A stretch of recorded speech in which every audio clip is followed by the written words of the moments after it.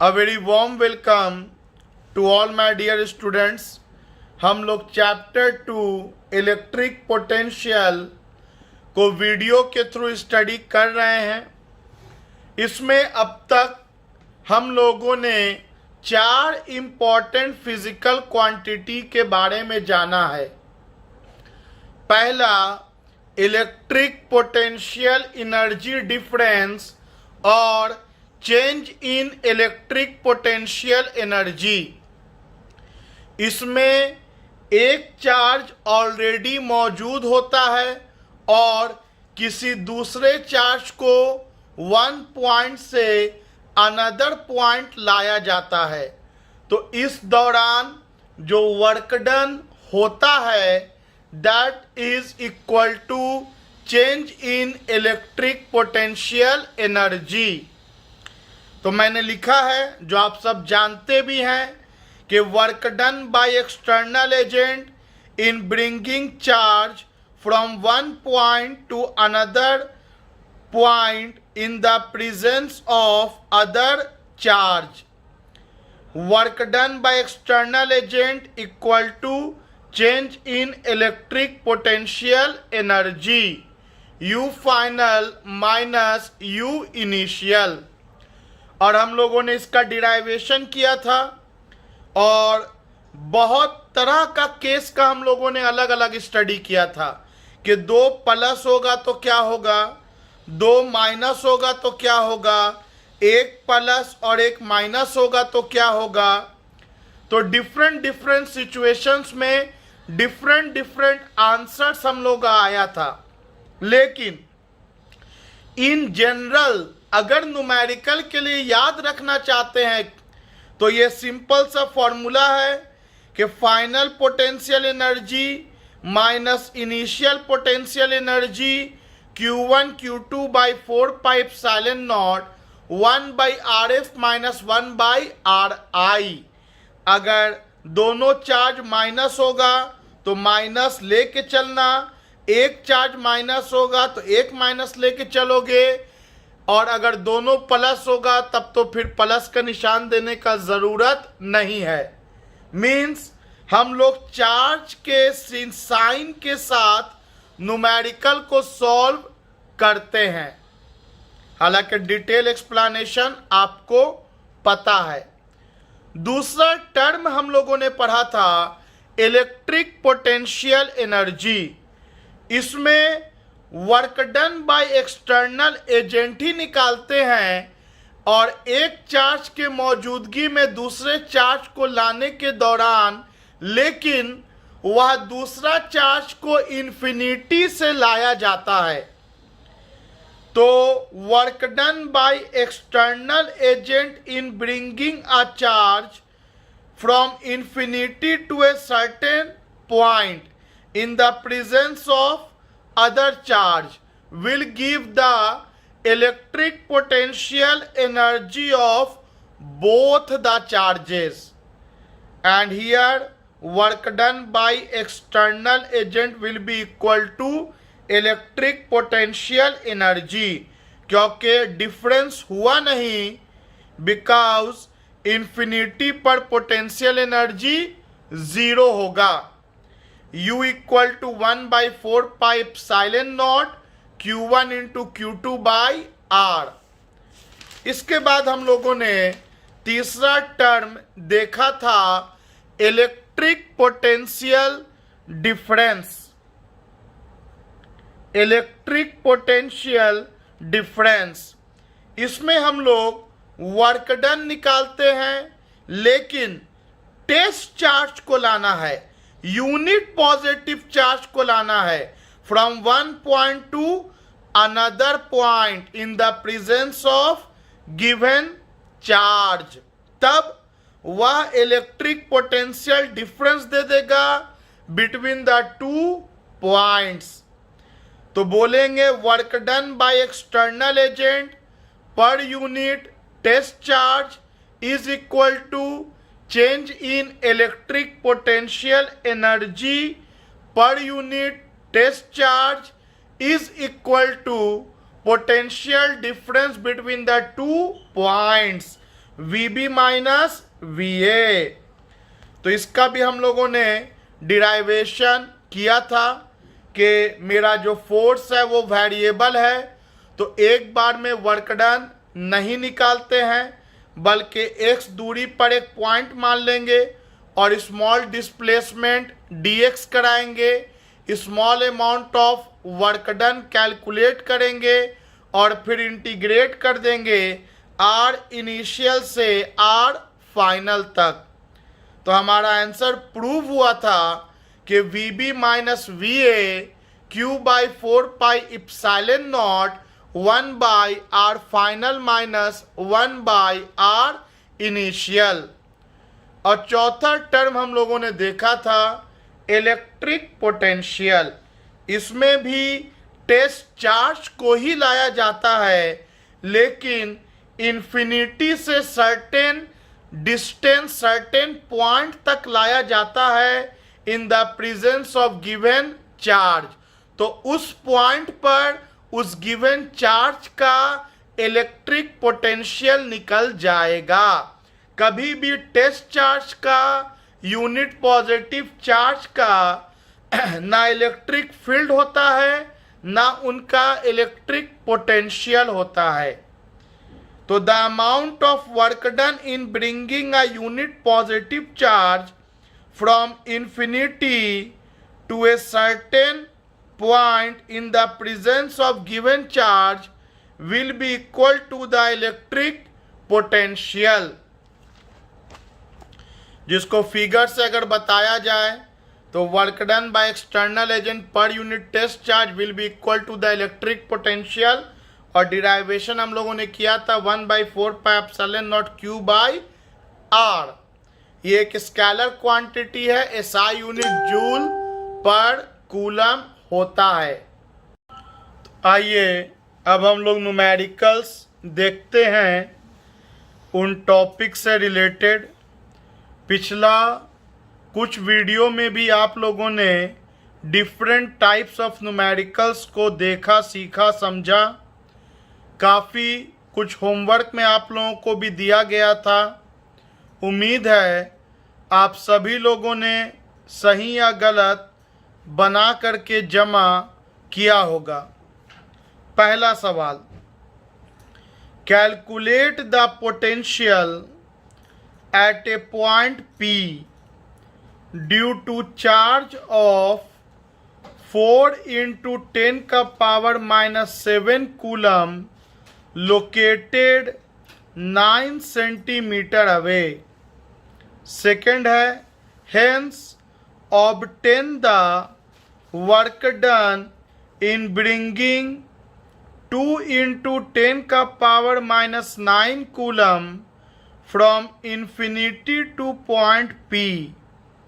तीसरा, does the answer depend on the path along which charge is brought? Pause कीजिए, पहले self try कीजिए। उम्मीद है आप लोगों ने कोशिश की होगी और प्रोबेबली आंसर तक भी पहुंच गए होंगे। आइए मैं बनाता हूं। एक चार्ज है 4 × 10⁻⁻7 कूलम का। यहां से 9 सेंटीमीटर के दूरी पर इलेक्ट्रिक पोटेंशियल पूछा गया। पॉइंट P उस पॉइंट का नाम दिया है।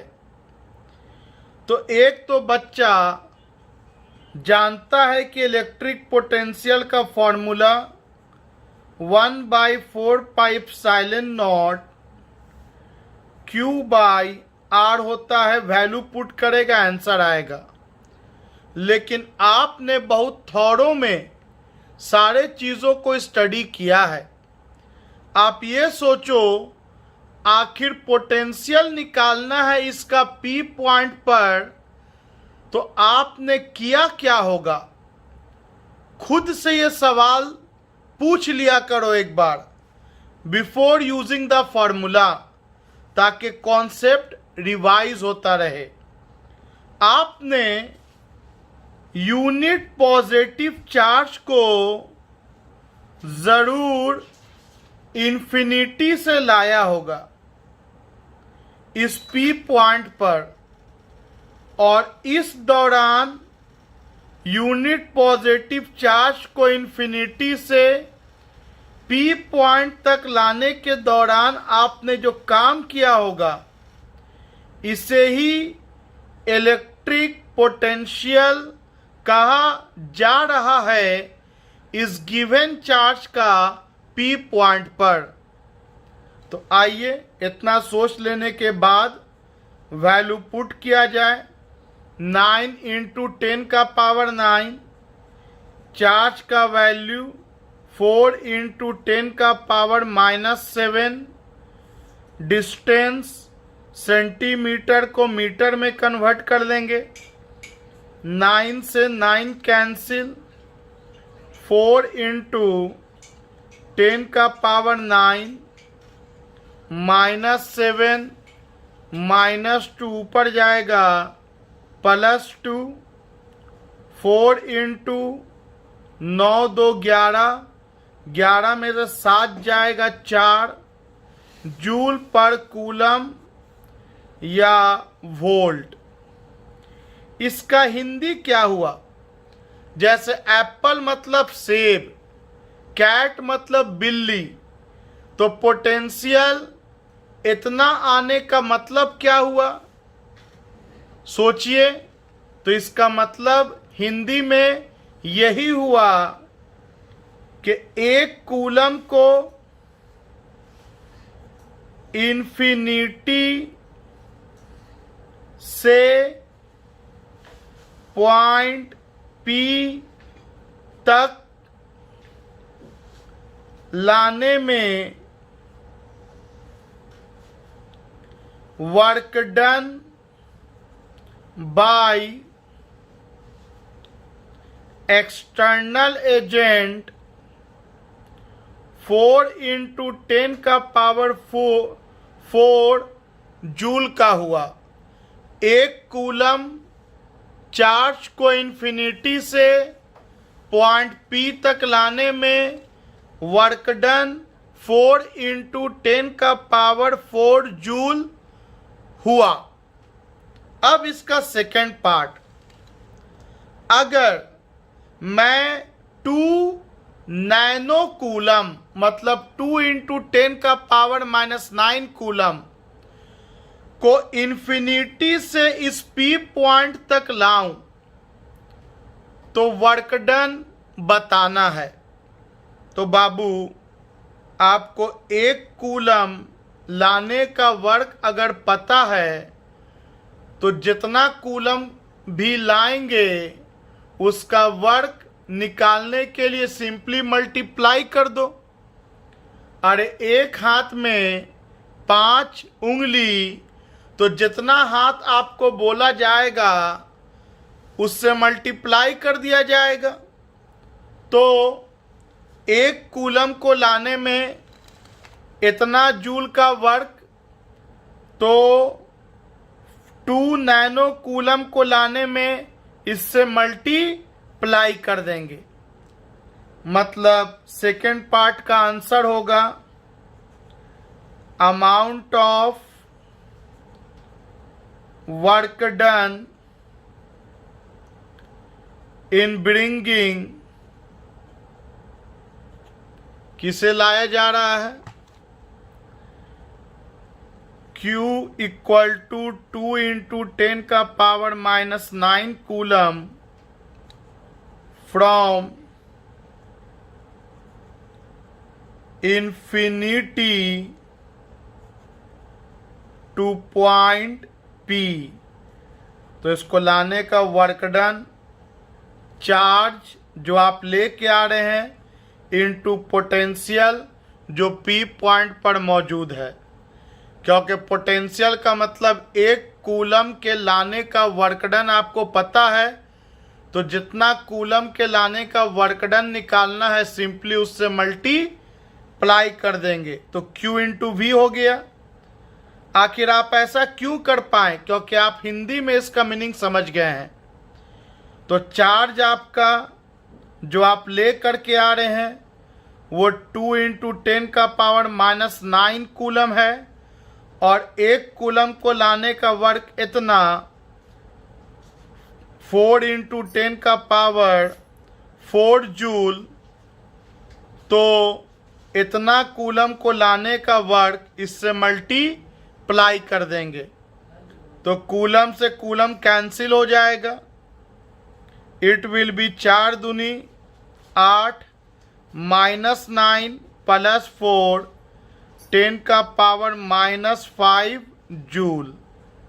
तीसरा पार्ट का आंसर आप लोग कई बार सुन चुके हैं। क्या वर्क डन रास्ते पर डिपेंड करता है? तो बोलेंगे नो। क्यों? As the electrostatic force is conservative in nature, therefore work done does not depend along the path to which charge is brought। अगला सवाल है, electric field intensity at point B due to a point charge Q kept at point A is 24 Newton per coulomb and the electric potential at point B due to the same charge is 12 joule per coulomb। Calculate the distance AB, also the magnitude of charge Q। Pause कीजिए, सवाल पढ़िए, हिंदी कीजिए। उम्मीद है आप लोगों ने try किया होगा। सवाल है, एक पॉइंट ए पर क्यू चार्ज है और यहां से कुछ दूरी आर पर एक पॉइंट बी मौजूद है और इस पॉइंट पर इलेक्ट्रिक फील्ड इंटेंसिटी 24 न्यूटन पर कूलम दिया है और electric potential 12 joule per coulomb दिया है। पूछा है ये ए बी दूरी कितना होगा और ये चार्ज का मैग्नीट्यूड क्या होगा।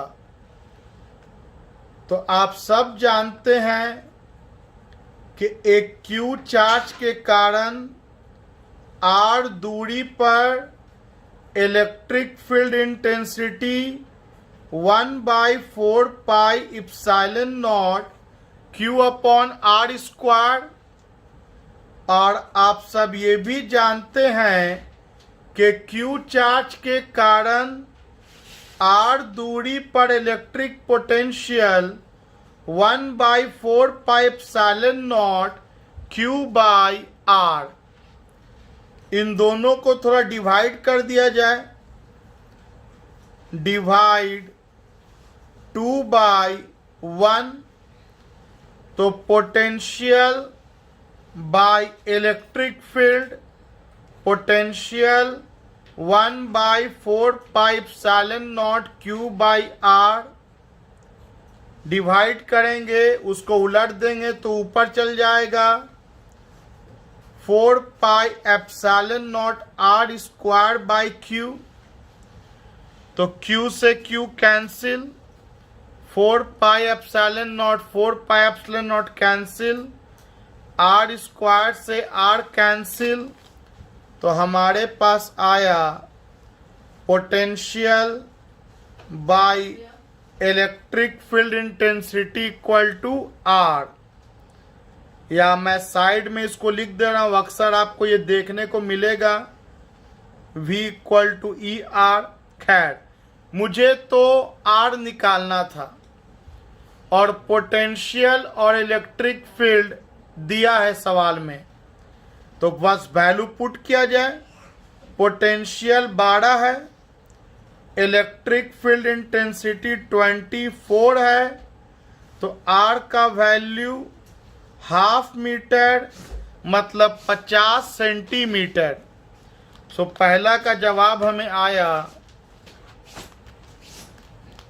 आइए इधर ही इसको कंप्लीट कर लेते हैं।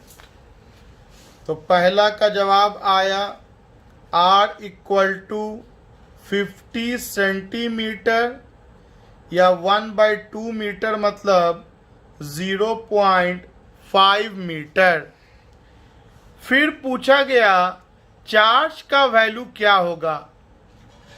अब ये सवाल आप सॉल्व करके मुझे सेंड कीजिएगा। वैल्यू आपको पता है कि R का वैल्यू कितना निकला, पोटेंशियल दिया हुआ है 1/4 पाई इप्सिलॉन नॉट पता है, तो इक्वेशन 2 से चार्ज का वैल्यू निकाल लो या इक्वेशन 1 से चार्ज का वैल्यू निकाल लो, दोनों केस में आंसर सेम आएगा। आइए अगला सवाल देखते हैं। 27 drops of same size are charged at 220 volt each. They coalesce to form bigger drop. Calculate the potential of bigger drop. इस टाइप का एक सवाल हम लोग कंटिन्यूअस चार्ज डिस्ट्रीब्यूशन में देख चुके हैं। अगर आपको याद नहीं आ रहा है तो आप जाकर उस वीडियो को रिपीट कर लें, जहां पर बहुत सा छोटा ड्रॉप का सरफेस चार्ज डेंसिटी दिया था और सारे को कंबाइन करके एक बड़ा ड्रॉप बनाया था जिसमें बड़े ड्रॉप का सरफेस चार्ज डेंसिटी को कैलकुलेट किया गया था। आइए सिमिलर टाइप का सवाल है और आगे भी इस तरह का सवाल आपको फिर मिलेगा। तो क्वेश्चन है कि मेरे पास सेम साइज का 27 ड्रॉप है, मतलब n का वैल्यू 27। सेम साइज मतलब सारे का रेडियस सेम और सारे पर पोटेंशियल 220 वोल्ट है, हर एक पर पोटेंशियल 220 वोल्ट है। तो बाबू हर एक का पोटेंशियल सेम, हर एक का साइज मतलब रेडियस सेम, क्लियरली हर एक पर चार्ज का वैल्यू सेम आएगा।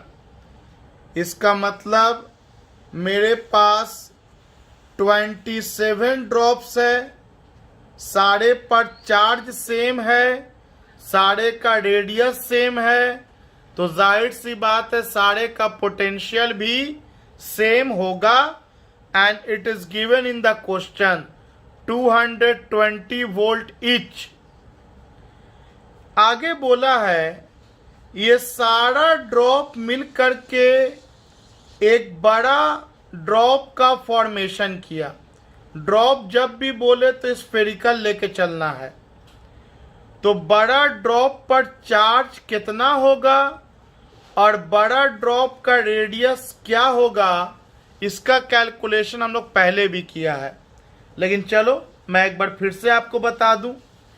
तो सवाल यही है कि छोटे वाले ड्रॉप का क्वेश्चन में पोटेंशियल दे रखा है 220 वोल्ट और पूछा गया है कि बड़े वाले ड्रॉप का पोटेंशियल का वैल्यू कितना होगा।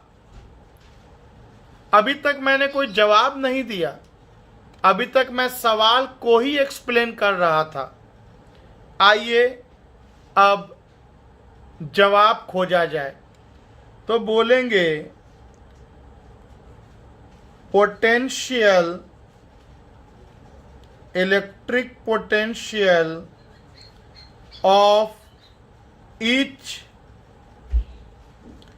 small drop, हर एक ड्रॉप का स्मॉल ड्रॉप का इलेक्ट्रिक पोटेंशियल V पाँव पर S लिख दिया स्मॉल के लिए, equal to 1/4 pi epsilon naught Q by R, and it is given as per question 220 volt. उसके बाद electric potential of bigger drop या वन बिग ड्रॉप, तो बड़े वाले ड्रॉप का potential VB and it will be equal to 1/4 pi epsilon naught Q by R, और ये पता करना है। एक बात तो कंफर्म है क्या कि चार्ज इज कंजर्व्ड, तो बोलेंगे from conservation nature of charge. अगर शुरू में एक Q का वैल्यू मान लेते हैं 2 कूलम मान लेते हैं, तो टोटल कितना कूलम हो जाएगा? अगर एक का वैल्यू 2 कूलम तो 27 ड्रॉप है तो 54 कूलम, और कंबाइन भी करेगा तो 54 ही कूलम रहेगा, because we know charge can neither be created nor be destroyed. तो एक पर Q और ऐसा N चार्ज है, तो टोटल चार्ज कॉम्बिनेशन से पहले NQ, तो कॉम्बिनेशन के बाद भी टोटल चार्ज NQ ही रहेगा। लेकिन क्या आप ये बात रेडियस के लिए भी लागू कर सकते हैं कि एक का रेडियस अगर 2 सेंटीमीटर मान लें तो 27 का रेडियस मिला के 54 सेंटीमीटर, तो ये 54 सेंटीमीटर, ऐसा कोई कॉन्सेप्ट नहीं होता है। चार्ज कंजर्व है सो लगा दिया। स्मॉल r और कैपिटल R में रिलेशन निकालने के लिए हम सब जानते हैं वॉल्यूम रिमेन्स कांस्टेंट। अगर ये 1 लीटर का बोतल है, मान लो 1 लीटर पानी है, तो 1 लीटर 27 लीटर हुआ। अगर 27 लीटर को एक जगह उछल दिया जाए तो वहां भी तो 27 ही लीटर ना पानी रहेगा। शेप भले चेंज कर जाए but volume remains constant. Solids and liquids have fix volume, पढ़ा होगा आप लोगों ने जूनियर क्लास में। एज वॉल्यूम रिमेन्स अनचेंज्ड और कांस्टेंट, तो volume of 27 small drops equal to volume of 1 big drop। तो एक स्मॉल ड्रॉप का वॉल्यूम कितना हो जाएगा? तो 4/3 पाई r क्यूब, और मैं 27 के जगह पर n का इस्तेमाल कर रहा हूं। आप चाहो तो नंबर डाल के भी बना सकते हो, लेकिन मैं जनरल फॉर्मूला निकाल रहा हूं। एक ड्रॉप का वॉल्यूम 4/3 पाई r क्यूब, तो n ड्रॉप्स का वॉल्यूम n से मल्टीप्लाई कर दिया और बड़े वाले ड्रॉप का वॉल्यूम 4/3 पाई आर क्यूब। तो 4/3 पाई कैंसिल, तो हमारे पास रिलेशन आया capital R cube equal to n into small R का क्यूब। तो कैपिटल आर कितना हो जाएगा? तो एक काम करते हैं, इधर भी 1/3 से मल्टीप्लाई कर दो और इधर भी, तो ये 3 से 3 cancel. So capital R equal to n पर पावर 1/3 इंटू आर।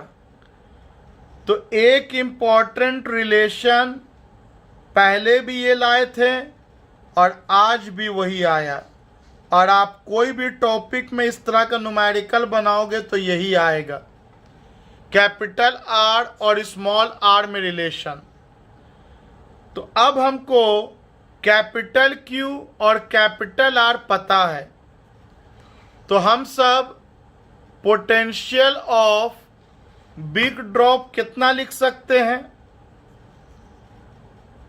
देयरफॉर बड़े वाले ड्रॉप का potential 1/4 pi epsilon naught n Q by n पे power 1/3 into small R. Capital R को रिप्लेस कर दिए इस वैल्यू से और कैपिटल क्यू को रिप्लेस कर दिए इस वैल्यू से।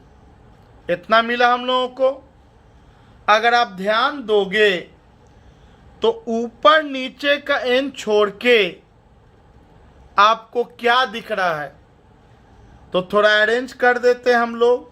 बड़े वाले ड्रॉप का potential 1/4 pi epsilon naught Q by R into n के ऊपर पावर 1 है और ये n पे पावर 1/3 ऊपर जाएगा तो n पर पावर -1/3, बेस सेम है, पावर जुड़ जाएगा और इतना हिस्सा का वैल्यू हम लोग क्या लिख सकते हैं? तो क्लियरली इसको हम लोग लिख सकते हैं potential of small drop. Potential of small drop, तो ये हम लोगों को आ जाएगा। सो बड़े वाले ड्रॉप का पोटेंशियल उसको रिप्लेस कर देंगे स्मॉल वाले ड्रॉप के पोटेंशियल से, बाकी बेस सेम था तो 1 - 1/3, सो इट विल बी 2/3। तो कभी कभी क्वेश्चन इस टर्म में भी चला आता है कि क्या रिलेशन होगा बड़े वाले ड्रॉप के पोटेंशियल और छोटे वाले ड्रॉप के पोटेंशियल के बीच में, कितना टाइम्स बढ़ जाएगा? तो n पे पावर 2/3 टाइम्स इंक्रीज कर जा रहा है। अगर वैल्यू पुट करें as given in the question तो ये 220 वोल्ट है, 27 ड्रॉप है और 27 को लिखा जा सकता है 3 का क्यूब पर पावर 2/3, तो 220 इंटू 3 का square 9, it will be 1980 volt. So ये पोटेंशियल होगा बड़े वाले ड्रॉप का। अगला सवाल है, 100 joule of work has to be done in moving an electric charge of 4 coulomb from a place where potential is -10 volt to another place where potential is V volt. Find the value of V. तो formula based question है। आप लोगों ने कई बार पढ़ा है कि work done by external agent per unit test charge, और अगर टेस्ट चार्ज ना हो तो बना लेंगे, तब वह 2 पॉइंट के बीच का पोटेंशियल डिफरेंस देता है। तो मुझे 100 जूल का वर्क करना पड़ा 4 कूलम के चार्ज को मूव कराने में। एक ऐसा पॉइंट से जिसका पोटेंशियल -10 वोल्ट है, एक ऐसा पॉइंट तक जिसका पोटेंशियल V वोल्ट है। मतलब फाइनल पोटेंशियल आपका V है और इनिशियल पॉइंट का पोटेंशियल -10 वोल्ट है। तो V का वैल्यू पता करना था। आप देख सकते हैं माइनस माइनस प्लस, तो पोटेंशियल का वैल्यू 35 वोल्ट हो जाएगा। It was purely formula based question कि क्या आप इलेक्ट्रिक पोटेंशियल डिफरेंस का डिफिनीशन समझते हैं या नहीं। अगला सवाल, find electric potential at the center of regular hexagon of side 10 centimeter and having charge 2 microcoulomb at all its vertices। NCERT में भी आपको ये सवाल मिल जाएगा, और जितना भी सवाल मैं बता रहा हूँ, most of the question you will find in your textbook of NCERT। So एक रेगुलर हेक्सागोन है, इसका हर एक साइड का length according to question 10 centimetre, और इसके हर एक कोना पर चार्ज 2 माइक्रोकूलम का है। तो पूछा गया कि इलेक्ट्रिक पोटेंशियल टोटल कितना होगा इसके सेंटर पर। आइए मैं एक सवाल और ऐड कर देता हूं कि इलेक्ट्रिक फील्ड इंटेंसिटी भी बताओ कितना होगा इसके सेंटर पर। Also find electric field intensity at its centre. जब भी पोटेंशियल निकालो तो बेहतर है इंटेंसिटी भी निकाल लो, तो रिवीजन हो जाएगा। तो देखो बाबू, पोटेंशियल एक स्केलर क्वांटिटी है। एक बार इस चार्ज के कारण सेंटर पर पोटेंशियल निकालो O पॉइंट पर, फिर इस चार्ज के कारण O पर, फिर इसके कारण, फिर इसके कारण, फिर इसके कारण, फिर इसके कारण, सारे का निकाल के जोड़ दो, स्केलर है। और ये याद रखना कि रेगुलर हेक्सागोन में जो साइड लेंथ होता है वही कॉर्नर से सेंटर तक का दूरी होता है। ये प्रॉपर्टी जिनको नहीं याद है वो लोग आज से याद रखें कि रेगुलर हेक्सागोन मतलब सारा साइड का लेंथ सेम है, और जो साइड लेंथ होता है वही कॉर्नर से सेंटर तक का लेंथ होता है। तब तो हो गया। एक के कारण अगर पोटेंशियल निकाल लिया तो अगले के कारण भी वही, अगले के कारण भी वही, तो 6 बार क्यों निकालेंगे, 6 से मल्टीप्लाई कर दो। तो बोलेंगे पहला का जवाब, net electric potential at its centre.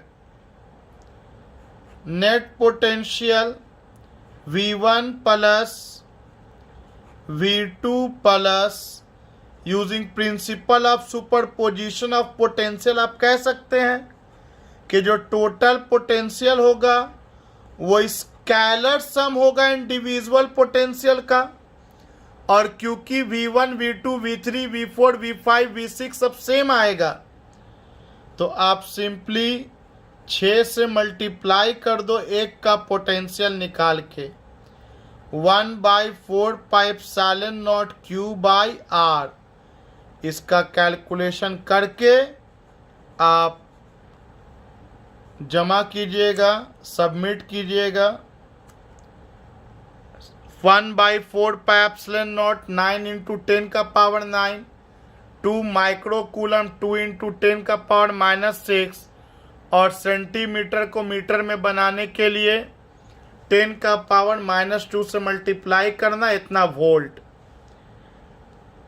अगर इलेक्ट्रिक फील्ड इंटेंसिटी पूछा जाए तो ये एक तरह से ऑब्जेक्टिव सवाल है जो ज़ीरो होगा। इसको भी हम लोग पहले डील किया है। ज़ीरो क्यों होगा भाई? क्योंकि यहाँ पर अगर हम +1 मान लेंगे तो ये 2 वाला जितना इसको इस तरफ रिपेल करेगा उतना ही फोर्स से इधर का 2 वाला इधर रिपेल करेगा, तो ये दोनों एक दूसरे को कैंसिल कर देगा। सिमिलरली जितना ये 2 माइक्रो कूलम वाला इस +1 पर इस तरफ फोर्स लगाएगा लेफ्ट में, उतना ही ये 2 माइक्रो कूलम वाला इस पर फोर्स राइट में लगाएगा। तो मैग्नीट्यूड इन दोनों का इक्वल है और डायरेक्शन अपोजिट है, अगेन कैंसिल आउट कर देगा। सिमिलरली इसके कारण इधर और इसके कारण इधर, तो सारा का सारा इलेक्ट्रिक फील्ड सेंटर पर कैंसिल आउट हो करके ज़ीरो हो जाएगा। लेकिन पोटेंशियल एक स्केलर क्वांटिटी है, डायरेक्शन से कोई मतलब नहीं। एक का निकालो, 6 से मल्टीप्लाई कर दो। अगला सवाल है 2 charges -Q and +Q are located at points A 0, -0, -A and B 0, -0, +A respectively. How much work is done in moving a test charge from point P 7, 0, 0 to Q -3, 0, 0 centimetre? तो देखो इस पूरे question में 2 coordinate है, एक Z coordinate का काम है और एक X कोऑर्डिनेट का काम है, Y का काम है नहीं। जनरली इधर होता है X, इधर होता है Y और इधर होता है Z, लेकिन मैं सुविधा के लिए इस तरफ ले लिया Z एक्सिस, इस तरफ ले लिया -Z, ऊपर ले लिया +X और नीचे ले लिया -X, और Y को इधर ले लिया। काम पड़ेगा नहीं, चाहो तो अपना Y को बना दो। मतलब इससे है कि तीनों एक दूसरे के परपेंडिकुलर है और आप ऐसा कर सकते हैं। सवाल को पॉज करके अच्छे से पहले पढ़ना, ट्राई सेल्फ किया करना पहले। तो आप देख सकते हो कि -Q वाले का पोजीशन A है और +Q वाले का पोजीशन B है। तो चलो -Q वाले का पोजीशन A है और वो -Z एक्सिस में है, तो यहाँ पर पोजीशन A पर 0, 0, -A पर एक -Q चार्ज है अकॉर्डिंग टू क्वेश्चन। और 0,0, प्लस ए पर प्लस क्यू चार्ज रखा है। एक तरह अगर ध्यान दोगे तो ये डाइपोल आपको दिखना चाहिए, माइनस क्यू प्लस क्यू। खैर, आपको एक टेस्ट चार्ज को मूव कराना है 7,0,0 से -3,0,0 तक एक टेस्ट चार्ज को मूव कराना है, Q0 को वर्क डन निकालना है। तो मेरे दोस्त, इस A के कारण M पर पोटेंशियल निकाल लो, इस B के कारण M पर पोटेंशियल निकाल लो। तो टोटल पोटेंशियल M पर जितना A के कारण प्लस निकलेगा उतना ही B के कारण माइनस। सोच लो पहले, अगर सोच पाए तो। A के कारण M पर जितना माइनस निकलेगा उतना ही B के कारण M पर प्लस, क्योंकि ये A है, ये A है और ये 7 है, तो हाइपोटेनस दोनों का बराबर होगा। तो आपका M पर पोटेंशियल 1/4πε0 माइनस Q बाई, मान लो A से लेके M तक का दूरी R मान लेते हैं। हालांकि ये ऑब्जेक्टिव सवाल है, लेकिन मैं थोड़ा डिटेल कर दे रहा हूं कि आपको याद रहे। और पोटेंशियल एक स्केलर क्वांटिटी है। अब B के कारण देखेंगे तो चार्ज का वैल्यू सेम है और दूरी सेम है B से लेके M तक का, ये भी R। तो कंफर्म है कि ये तो कट के 0। सिमिलरली N पॉइंट पर थोड़ा पोटेंशियल सोचो तो जितना A के कारण N पर निगेटिव होगा उतना ही B के कारण N पर पॉजिटिव होगा। मान लो A से N तक का दूरी D मान लो, तो B से N तक का भी दूरी D ही रहेगा। और उसी तरह से इसका भी पोटेंशियल कट के 0। अब Q0 को M से N ले जाना है, तो आप सब जानते हैं कि work done equal to Q0 potential difference, charge into potential difference, और क्योंकि 0 minus 0, 0 into something 0, so it will be 0। अगला सवाल अगेन एक अलग टाइप का है। मैंने अब तक जो भी सवाल को डील किया सब एक जैसा नहीं है, सब एक टाइप को डील करता है, एक तरह का सवाल है। आइए, 2 चार्जेस 3 इंटू 10 का पावर -8 कूलम एंड -2 इंटू 10 का power -8 coulomb are located 15 centimeter apart. At what point on the line joining the 2 charges is the electric potential 0? Take the potential at infinity to be 0. Part 2 है, also calculate the position where electric field intensity will be 0. Part 3 है, solve the above problems 1 and 2 if 3 into 10 का power -8 coulomb is replaced by -3 into 10 का power -8 coulomb. पाउस कीजिए, कोशिश कीजिए कम से कम सवाल कहना क्या चाह रहा है। आई होप आप लोगों ने कोशिश किया होगा। हम लोग इस तरह का सवाल पहले भी देखा है कि किस तरह से किसी पॉइंट पर इलेक्ट्रिक फील्ड इंटेंसिटी का वैल्यू 0 निकालते हैं।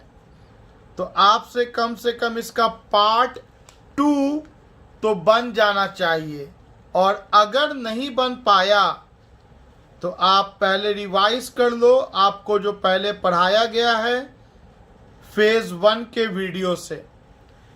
तो आइए, 2 चार्ज है,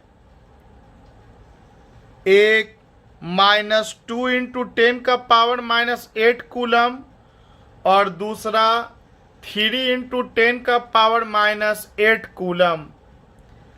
दोनों के बीच का gap as given in the question 15 centimetre है। पूछा गया है इलेक्ट्रिक पोटेंशियल 0 कहाँ पर होगा। तो देखो बाबू, इलेक्ट्रिक पोटेंशियल एक स्केलर क्वांटिटी है, उसको डायरेक्शन से कोई मतलब नहीं है। कोई भी ऐसा पॉइंट जहां पर इसके कारण पोटेंशियल निगेटिव आ जाए और उतना ही पोटेंशियल का वैल्यू इसके कारण पॉजिटिव आ जाए, तो आप सोच सकते हो कि एक अगर +50 हो और दूसरा -50 हो तो 0 हो जाएगा, और पॉजिटिव चार्ज का पोटेंशियल पॉजिटिव आता है और निगेटिव चार्ज का पोटेंशियल निगेटिव आता है, और डायरेक्शन से कोई मतलब है नहीं। तो ऐसा बहुत सारा पॉइंट है जहां पर इसके कारण जितना निगेटिव में आंसर आएगा, इसके कारण उतना पॉजिटिव में आंसर आएगा और कट के 0 हो जाएगा। लेकिन सवाल में एक कंडीशन आप देखो ध्यान से दिया हुआ है कि किस पॉइंट पर on the line joining the 2 charges, मतलब हमें पोटेंशियल 0 निकालना है उस लाइन पर जिस लाइन पर ये दोनों चार्ज मौजूद है। तो देखो, आप सब जानते हो कि 0 तभी पॉसिबल है जितना ये माइनस दे उतना ही ये प्लस दे, और क्योंकि इसका मैग्नीट्यूड स्मॉल है तो इसके नज़दीक रखेंगे तब ना वैल्यू के बराबर आने का चांस है। सोचो नहीं तो क्या होगा, ये ऑलरेडी बड़ा है, हम पॉइंट इसके और क्लोज मान लेंगे तो इसका पॉजिटिव वैल्यू बड़ा आ जाएगा, और ये ऑलरेडी छोटा है और इससे और दूर कर देंगे तो इसका निगेटिव वैल्यू और छोटा आ जाएगा। तो पोटेंशियल कभी बराबर नहीं होगा। बराबर तभी होगा जब हम पॉइंट उस चार्ज के नज़दीक रखें जिसका वैल्यू छोटा दिया है।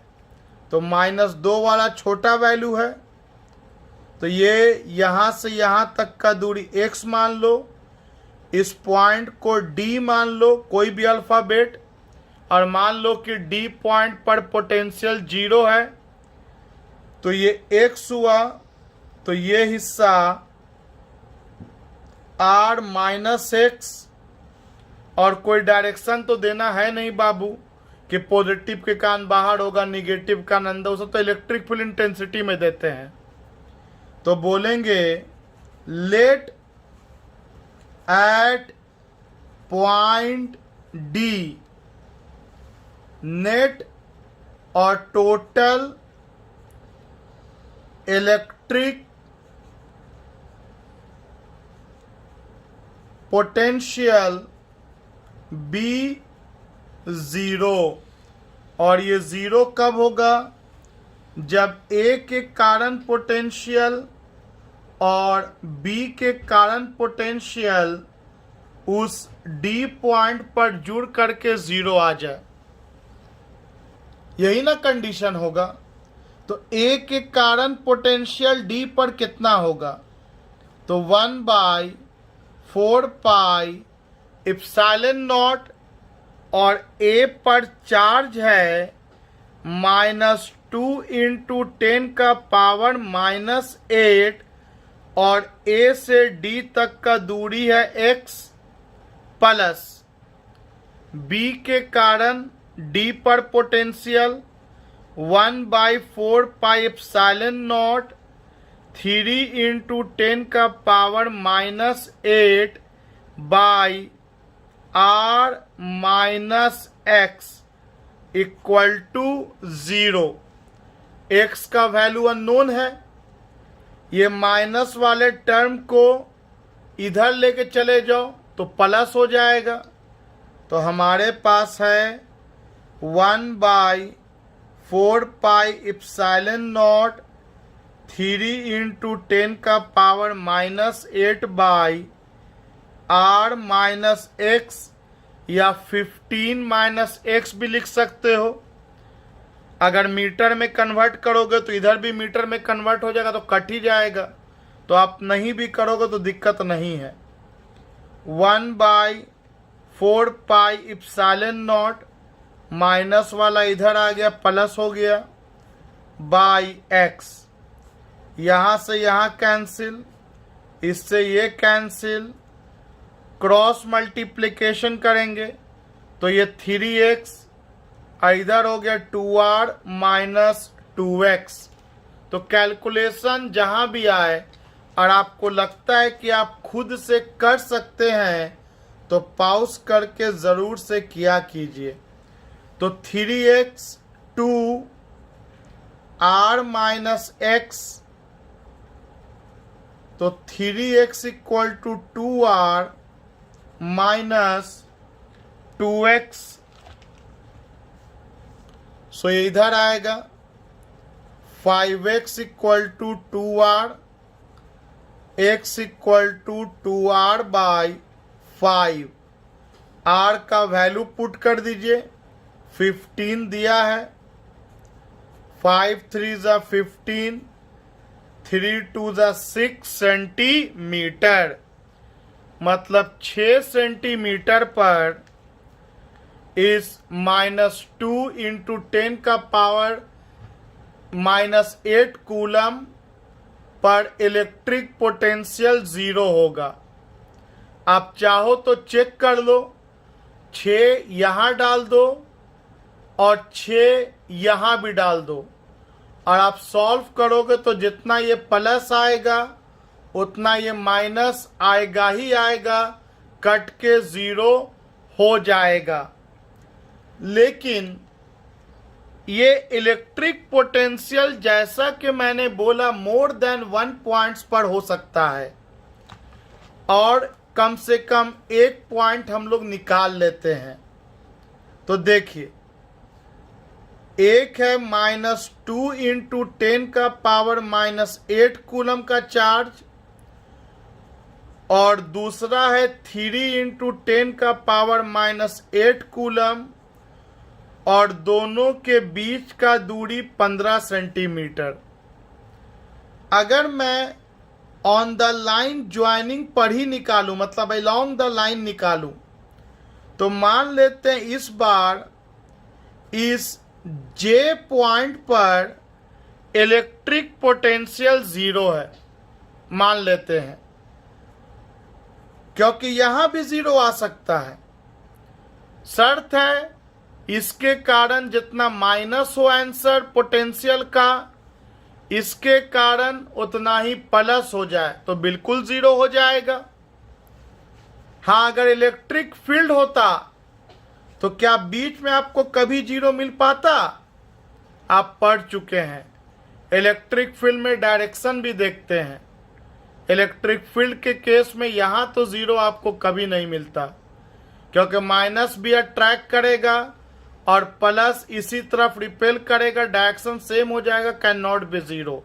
बट ये पोटेंशियल था तो बीच में आपको 6 सेंटीमीटर पे आ गया था। आइए उसी काम को फिर दोहराते हैं। बोलेंगे let at point J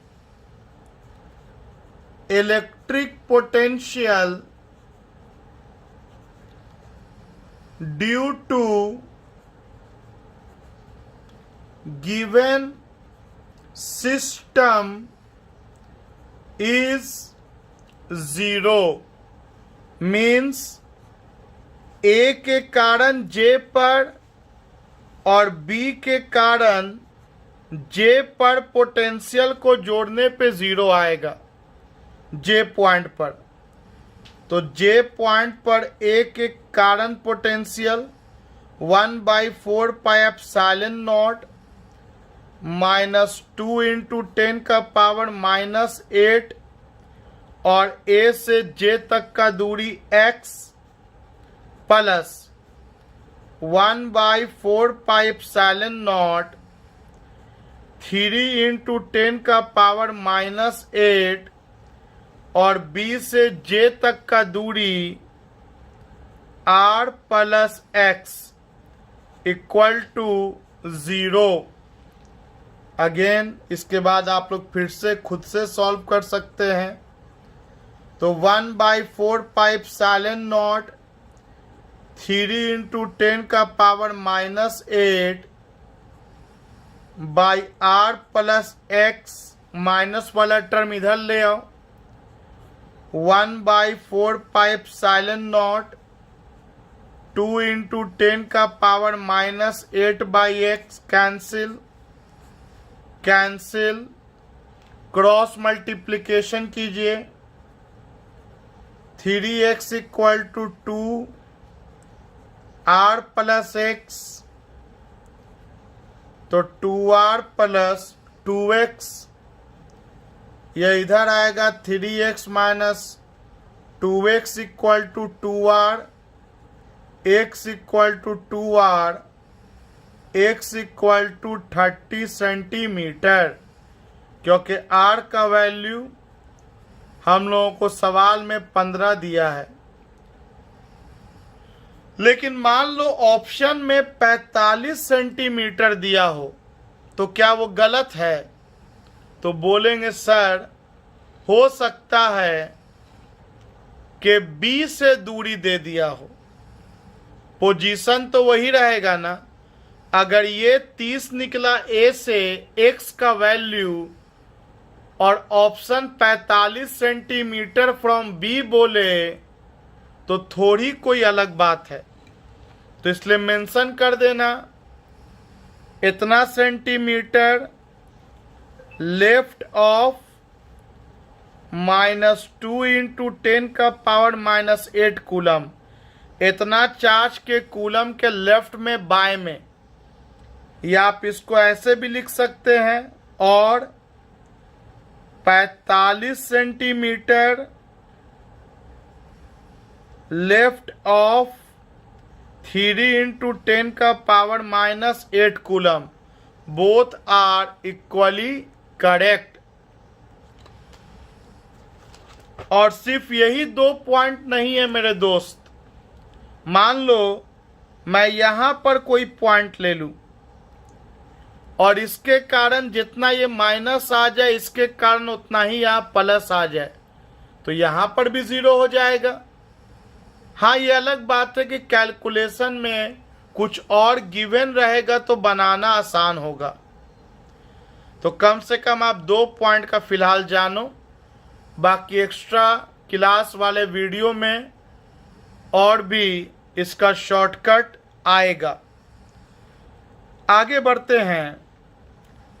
calculate the position where electric field intensity will be 0। तो मेरे पास एक चार्ज है 2 × 10 का पावर -8 कूलम और दूसरा चार्ज है 3 × 10⁻⁻8 कूलम।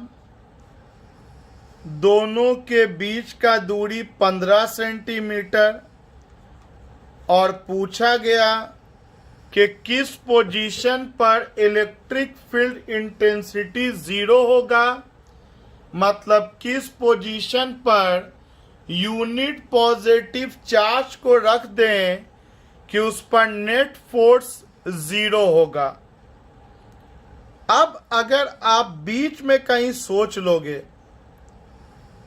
तो बिल्कुल गलत, क्योंकि माइनस वाला ट्रैक करेगा और प्लस वाला रिपेल करेगा और दो सेम डायरेक्शन वाला मिल करके कभी 0 दे नहीं सकता है। तो हम लोग बात करेंगे outside the charge having smaller magnitude, मतलब उस चार्ज के बाहर जाएंगे जिसका मैग्नीट्यूड स्मॉल है।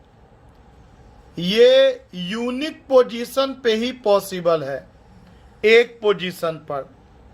तो मान लो इस पॉइंट का नाम H कर दिया और इस H पॉइंट पर +1 को अगर मैं रखूं तो ये A वाला इसको अट्रैक्ट करेगा और ये प्लस वाला चार्ज इसको रिपेल करेगा। अगर दोनों चार्ज का मैग्नीट्यूड अब बराबर हो जाए तो H पॉइंट पर इलेक्ट्रिक फील्ड इंटेंसिटी 0 आ जाएगा। तो बोलेंगे let at position H net electric field intensity is 0। 0 मतलब A के कारण H पर और B के कारण H पर जोड़ने पर 0। अब वेक्टर फॉर्म में हम लोग इक्वेशन लिखेंगे और वेक्टर में आप सब जानते हैं मैग्नीट्यूड भी डायरेक्शन भी। तो अगर A पॉइंट के कारण H पर सोचें तो क्या मैग्नीट्यूड में माइनस ले लेंगे? बिल्कुल नहीं, चार्ज का मैग्नीट्यूड निगेटिव नहीं होगा। इतना और दूरी कितना, x², इलेक्ट्रिक फील्ड इंटेंसिटी का फॉर्मूला। तो ये हुआ मैग्नीट्यूड और इस A के कारण H पर इलेक्ट्रिक फील्ड का डायरेक्शन इस तरफ है ना, इधर पॉजिटिव एक्सिस मतलब आई कैप होता है, तो यहां पर डायरेक्शन आई कैप आ गया। Magnitude we can not use negative here and direction we get is I cap. Similarly, B के कारण H पर 1/4 pi epsilon naught 3 × 10⁻⁻8 R + X का होल स्क्वायर। और कंफर्म है कि अगर पिछला +I आया था तो इसको तो भाई -I आना पड़ेगा। और आप देख भी सकते हैं कि B के कारण H पर इलेक्ट्रिक फील्ड इंटेंसिटी इस तरफ है, लेफ्ट में है, निगेटिव x एक्सिस में है -I।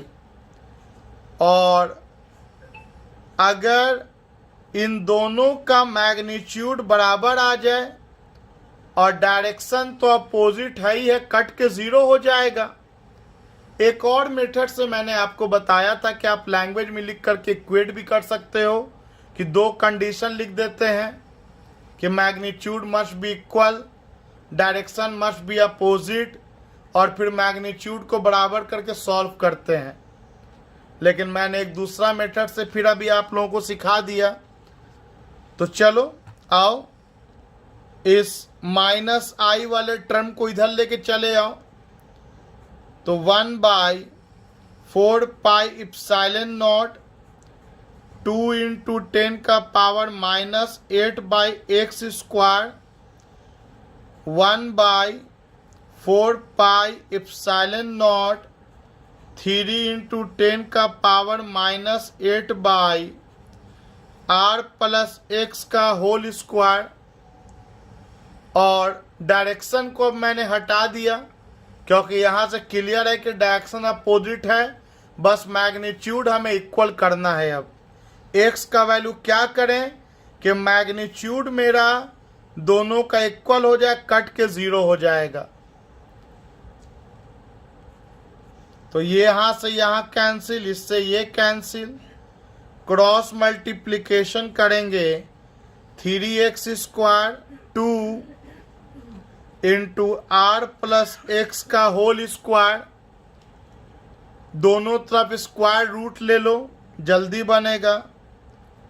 √3x का स्क्वायर, इधर भी रूट में गया 2r+x का whole square, taking square root both sides. तो इधर √3x बचा और इस तरफ r+x √2। तो हमारे पास आ गया √3x r+x √2। और हम लोग लिख सकते हैं, इसको इससे मल्टीप्लाई करो, √2r +√2x। x वाले टर्म को एक तरफ कर दिया जाए, इसको इधर लेके आ जाओ। √3x -√2x = √2r। x common ले लो, √3 -√2 = √2r और x = √2r/√3 -√2। और इन सारे का वैल्यू आप सब जानते हैं 1.414। r का value 15 centimetre, √3 1.732 -1.414। whatever comes after solving send me the answer। I hope कि आप लोग समझा होगा, और ये तो पहले भी मैं समझा चुका हूँ और कई तरह के कंडीशंस को लेकर हम लोगों ने सीखा था। आइए इसका तीसरा पार्ट फिर से सॉल्व करना है। क्वेश्चन 1 और क्वेश्चन 2 को अगर 3 वाले जो चार्ज प्लस में था उसको रिप्लेस कर दिया जाए माइनस के साथ, मतलब चार्ज एक हो गया -2 × 10 का पावर -8 कूलम, दूसरा हो गया -3 × 10 का पावर -8 कूलम। और सवाल कहाँ पर पोटेंशियल 0 होगा, पॉज कीजिए और सोचो कि कहाँ पर पोटेंशियल इस बार 0 होगा। आई होप सोच पाए होगे, कहीं नहीं, क्योंकि इसके कारण कहीं पर भी निकालेंगे तो आंसर माइनस में आएगा, और इसके कारण भी किसी भी पॉइंट पे निकालेंगे तो आंसर माइनस में आएगा। और दो माइनस के कारण पोटेंशियल कभी 0 नहीं हो पाएगा। हाँ, इन्फिनिटी पे सोचोगे तब तो 0 हो ही जाएगा दोनों का, लेकिन इन्फिनिटी के अलावा बताना on the line joining them, तो it is not possible at any points because potential of both the charges will be negative and two negative after addition can never give a zero value. Similarly, सोचो अगर exam में सवाल दो plus charge हो और पूछे potential कहाँ zero होगा, तो उसका भी सेम रीजन होगा कि दोनों चार्ज का पोटेंशियल का आंसर पॉजिटिव आएगा और दो पॉजिटिव मिल करके कभी भी जीरो नहीं हो सकता है. तो बोलेंगे in this case it is not possible to get electric potential zero at any position. Reason? Because both charges will give negative value of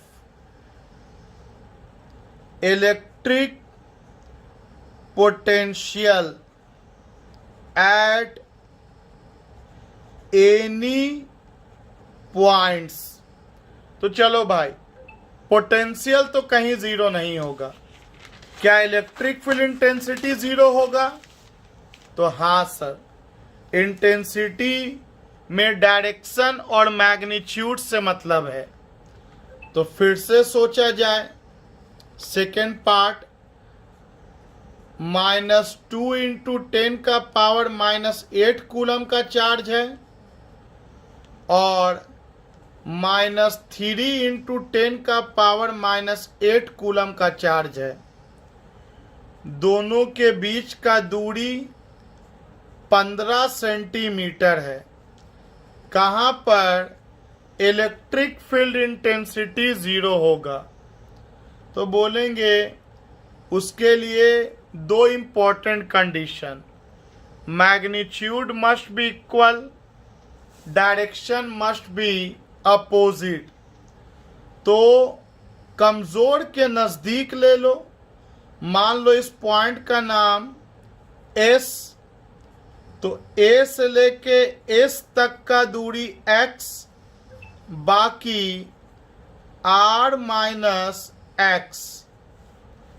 यहां पर +1 मान लिया, ये माइनस इसको अट्रैक्ट करेगा और ये भी माइनस इसको अट्रैक्ट करेगा.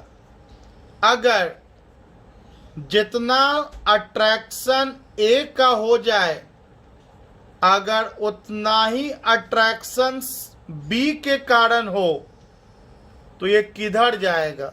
वेक्टर में तो कई बार पढ़े और प्रैक्टिकल भी रहो कि जितना कस के इस पेन को इधर खींचे उतना ही कस के इधर खींचे, पेन किधर जाएगा? कहीं नहीं जाएगा.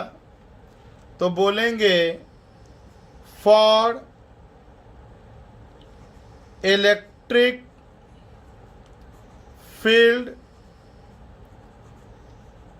Intensity to be zero at point S. पहला बात, direction of electric field intensities must be opposite. दूसरा बात, magnitude of electric field intensity must be equal.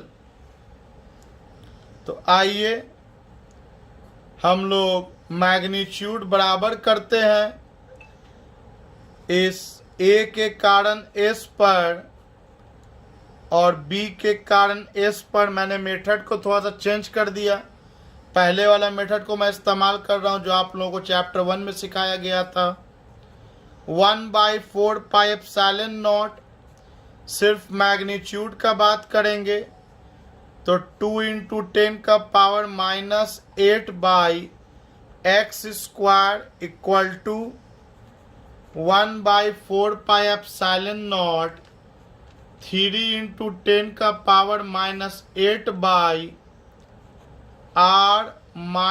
10⁻⁻x का होल स्क्वायर। तो ये कैंसिल, क्रॉस मल्टीप्लाई करेंगे तो 3x² 2r-x का होल स्क्वायर, दोनों तरफ रूट ले लेंगे तो 3x² 2r-x का होल स्क्वायर रूट में चला गया सारा, तो √3x √2 छोड़ दो, r-x मल्टीप्लाई कर लीजिए √2r- √2x √3x, इसको इधर लेके चले आओ, √3x plus √2x equal to √2r, x common ले लेंगे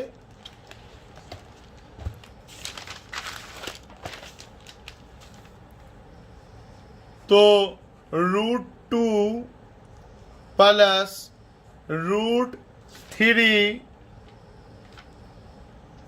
इक्वल टू √2r, तो therefore x equal to √2r by √2 plus √3,